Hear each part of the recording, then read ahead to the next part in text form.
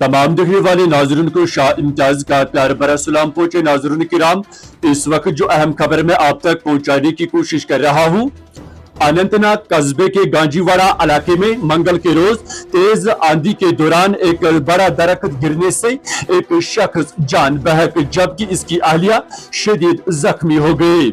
सरकारी जराये के मुताबिक गांजीवाड़ा के नजदीक तेज हवाओं के सबब एक बड़ा दरख्त जड़ से उखड़कर सड़क पर आ गिरा, जिसके नतीजे में लाल चौक का government medical college GMC Anantnag road पर ट्रैफिक की आमदरफ्त मुतासिर हुई।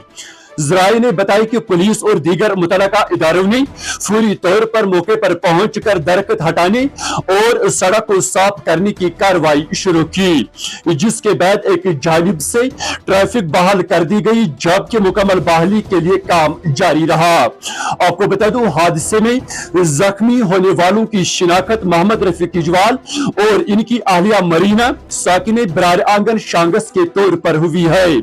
दोनों को फौरी तौर पर इलाज के लिए गवर्नमेंट मेडिकल कॉलेज अनंतनाग मुंतकिल किया गया।